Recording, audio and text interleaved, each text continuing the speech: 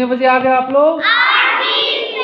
8:20 पे सुबह सुबह आ गए आप लोग। स्कूल टाइम से पहले हम लोग पढ़ रहे हैं English language skill development program के तहत यूज ऑफ टू बी। और यूज ऑफ टू बी के अंतर्गत कौन सा टेंस पढ़ रहे हैं? Future tense. हम लोग विल बी और शैल बी का यूज पढ़ रहे हैं। तो आज हम लोग फ्यूचर टेंस के अंतर्गत कौन सा सेंटेंस पढ़ रहे हैं? Interrogative sentences.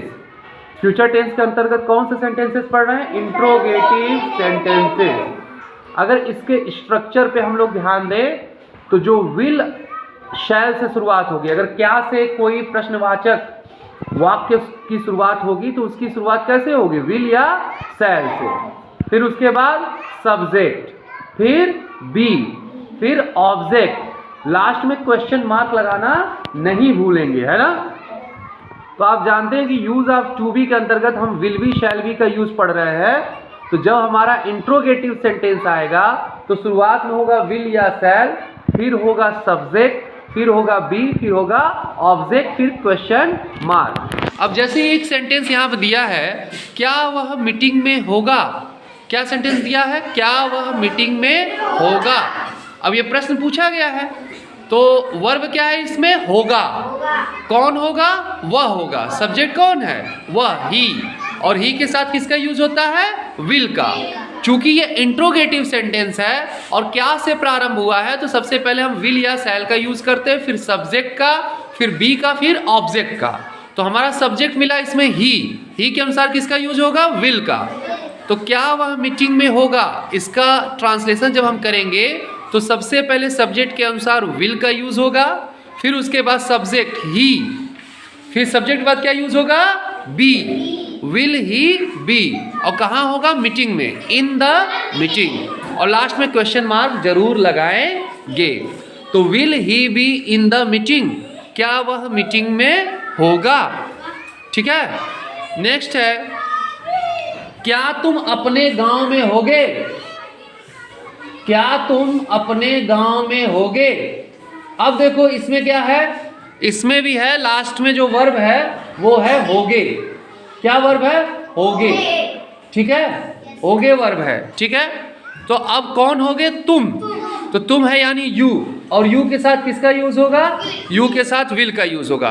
तो क्या तुम अपने गांव में होगे, तो विल, फिर उसके बाद यू, और फिर क्या यूज होगा? बी। फिर कहाँ होगे? गांव में, in your village. Will you be in your village. Question mark लगाना नहीं भूलेंगे। क्या तुम अपने गांव में होगे, will you be in your village. ठीक है। अब देखो, हमेशा हमें स्ट्रक्चर पे ध्यान देना है। स्ट्रक्चर क्या है? विल या shall, subject plus be plus object. तो हम लोग किस पे ध्यान देंगे? स्ट्रक्चर पे। स्ट्रक्चर क्या है? विल या शैल, फिर उसके बाद सब्जेक्ट, फिर प्लस बी, फिर प्लस ऑब्जेक्ट। अब हमारा सेंटेंस क्या है? क्या रेलगाड़ी प्लेटफॉर्म पर होगी। सेंटेंस हमारा क्या है? क्या रेलगाड़ी प्लेटफॉर्म पर होगी। अब यहाँ पे जो वर्ब है वो है होगी। कौन होगी? रेलगाड़ी। तो सब्जेक्ट हो गया रेलगाड़ी यानी द ट्रेन, और द ट्रेन के अनुसार विल या शैल में किसका यूज होगा? विल का। तो विल द ट्रेन, तो विल हो गया, सब्जेक्ट हो गया, उसके बाद क्या होगा? Be, will the train be. कहाँ होगी? प्लेटफॉर्म पर। प्लेटफॉर्म का मतलब प्लेटफॉर्म के ऊपर नहीं, प्लेटफॉर्म का मतलब जहां प्लेटफॉर्म है, जहां से लोग ट्रेन पर चढ़ेंगे। तो will the train be at the platform. क्या होगा? At the platform. Will the train be at the platform. Next है, क्या तोता पिंजड़े में होगा। तो वर्ब क्या है हमारा? होगा। कौन होगा? तोता। तो सब्जेक्ट हो गया तोता, द पैरेट। तो द पैरेट के साथ विल का यूज होगा या शैल का? विल का, क्योंकि शैल का यूज किसके साथ होता है? आई और वी के साथ होता है।